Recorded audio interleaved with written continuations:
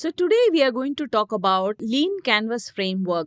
I have used this for successfully launching business. So as a quick start guide, when you're looking to start a new venture, you need to know what are all the problem areas that you want to solve. There may be a lot of problems in and around you, but have you thought about, is it a solvable problem? Then you have to consider what is the cost of solving the problem. So looking at all of these, if there are things to be considered, there is this framework called as the Lean Canvas framework. This has various different parts that need to come together for you to be able to review whether your business is viable. So the first thing in your lean startup you consider is the customer. Who is your customer? What is their pain point? Where do they exist? What is their persona?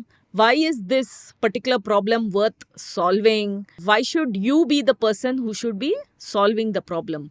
The minute you look at a customer and a problem, like for example, I looked at from an edtech startup standpoint, you have to next consider what is the unique selling proposition? Why is the solution the best solution possible for the particular problem based on your current capacity and abilities? Also, from your customer standpoint, what is it that it is offering benefit, either in terms of money, in terms of time, in terms of overall efficiency? So what is the unique selling proposition? The third is, if you have a customer and you have a problem that you want to solve and you got a probable solution to provide to the customer, you need to see how many of this particular customer exists. So for example, when I looked at my edtech solution, I looked at my customer was a teacher. I was building an online platform for doing lesson planning for my teachers. So I needed to know how many such teachers exist and for how many of them would my solution be valid. Customer persona there means that are they urban, rural, whether they are in international schools, do they have access to internet, do they have access to mobile, what kind of technology they are available,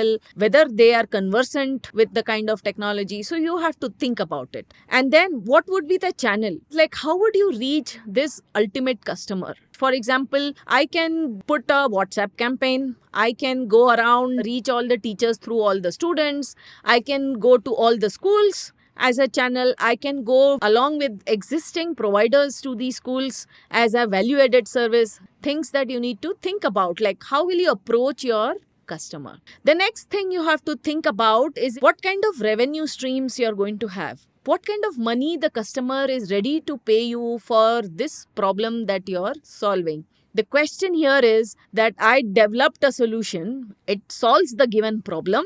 My total cost required for the solution is probably not what the teacher wants to pay. Because from their perspective, is it worthwhile their money? Is it a solution worth solving? The next thing you have to look at is take your solution and your proposed money that you want to charge to the customer and the entire USP and talk to at least 20, 40 potential customers who are not your friends and family. You could talk to friends and family, but they're biased. So you should talk to people who are not within your network. It is going to be uncomfortable, but the minute you start talking to them, you are going to get clear, valid feedback on whether the problem is worth solving. If you're still convinced after talking to them that the idea and solution is worthwhile, you may need to tweak it, change it. It could be channels, it could be the actual USPs, it could be the money you can charge, business model, lot of things. The next thing you have to consider, how will you now develop this solution as a production? If I want more people to have access to my solution, I need to know how to make it available to my data set or the customer set. So is my solution valid for a particular geographical location? Is it supposed to be on the internet? Is it supposed to be across a particular state or country? These things are decision-making points which will define how you build your solution. So therefore, it is important where you are going after, whom you are going after. The next thing you have to think about looking at this is what are the key activities I would need to do. So for example, let's say I'm talking about lesson planning tool. I need to know how do I go about lesson planning. Lesson planning is required across how many subjects, who would be using it. So, for example, although I'm saying this solution is made for the teachers, who is indirectly using it? It is the supervisor, it is the headmistress. School management could be an outsourced vendor. Are they tech savvy? What does it take?